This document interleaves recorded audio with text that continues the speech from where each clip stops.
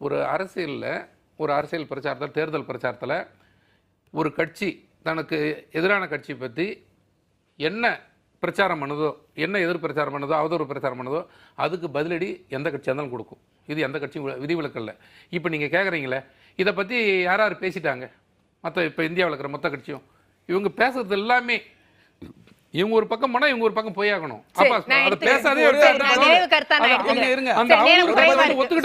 இவர் சொன்னதுக்கு ஒரே ஒரு பதில், அதாவது அப்பட்டமான ஒரு இந்துத்துவ அல்லது பட்டியலின மக்கள் விரோத கருத்தை பேசுறார். என்னன்னு கேட்டீங்கன்னா, மேல்பாதியா இருக்கலாம் அல்லது தீவெட்டிப்பட்டியா இருக்கலாம், எல்லா கோயில்களுமே இந்து சமய அறநிலையத்துறை கட்டுப்பாட்டில் உள்ள கோயில்கள். இந்த கோயில்கள் பொது கோயில்கள்.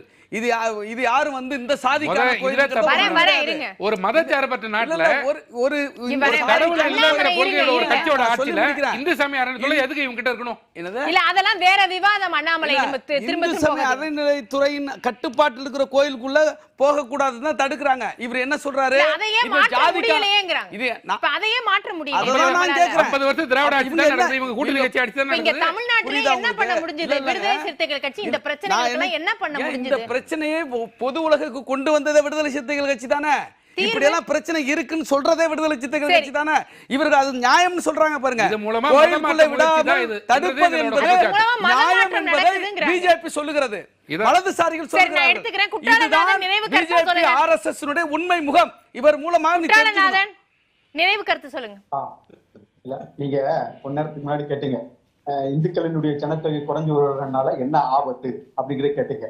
உண்மையிலேயே இது ஒரு மிகப்பெரிய ஆபத்து. என்ன அப்படின்னா, முகமது அலி ஜின்னா அவர்கள் பாகிஸ்தானை பிரிக்கும்போது சொன்னாரு, நாங்க இங்க முஸ்லிம்கள் இந்துக்களோட இணைஞ்சு வாழ முடியாது, எங்களுக்கு தனி நாடு வேணும்னு கேட்டார்.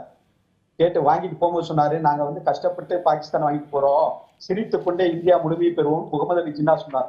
இன்னைக்கு அதனுடைய தொடர்ச்சி தான் இன்னைக்கு நடந்துட்டு இருக்கு. இந்துக்களினுடைய ஜனத்தொகை குறைய குறைய முஸ்லிம்களினுடைய ஜனத்தொகை அதிகமாக இந்த நாடு இன்னொரு பாகிஸ்தானாக மாறக்கூடிய அபாயம் ஏற்பட்டிருக்கிறது. இது இந்த அத்தனை மக்களையும் இதை யோசிக்கணும். இது இங்க மாத்திரம் இல்ல. இப்ப இன்னைக்கு உதாரணத்துக்கு சொன்னா, இன்னைக்கு கண்கூட பார்த்து கொண்டிருப்பது லண்டன்ல இன்னைக்கு முஸ்லிம்களுடைய ஜனத்தொகை, வெளிநாட்டுல இருந்து அகதிகளாக வந்த முஸ்லிம்களுடைய ஜனத்தொகை லண்டன்ல அதிகமாகிறதுனால லண்டன்ல முஸ்லிம்களுடைய எண்ணிக்கை அதிகமாகிட்டு இருக்குது. அங்க சிறுபான்மையர் பெரும்பான்மையாக முஸ்லிம்கள் மாறிக்கொண்டிருக்கிறாங்க. அந்த நிலைமை இன்னைக்கு இந்தியாவில வந்து கொண்டிருக்கிறது. காரணம் இன்னைக்கு சொல்லி முடிச்சிருந்தேன் நான் முழுமையா.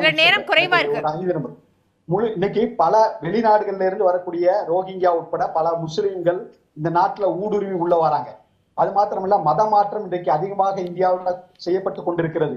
குழந்தை பேரு குடும்ப கட்டுப்பாட்டு சட்டம்ங்கிறது முழுமையாக இந்துக்கள் மீதுதான் திணிக்கப்படுகிறது. மற்றவர்களுடைய மதத்துல எடுத்து பார்த்தீங்கன்னா 4 குழந்தைகள் 5 குழந்தைகள் பெறப்படுகிறதுங்கிறது ரொம்ப சர்வசாதாரணமாக இருக்கிறது. வெளிநாட்டில இருந்து வரக்கூடிய ஊடுருவல், இதனால இன்றைக்கு இஸ்லாமியர்களுடைய ஜனத்தொகை அதிகமாகி கொண்டிருக்கிறது. இதனால என்ன ஆகும்னா, நாளைக்கு இராணுவத்துல இந்துக்களினுடைய ஜனத்தொகை குறையும், காவல்துறையில இந்துக்களினுடைய ஜனத்தொகை குறையும், மக்கள் பிரதிநிதியாக இருக்கக்கூடியவர்களுடைய இந்துக்களினுடைய ஜனத்தொகை குறையும், அரசு அலுவலர்களுடைய இந்து ஜனத்தொகை,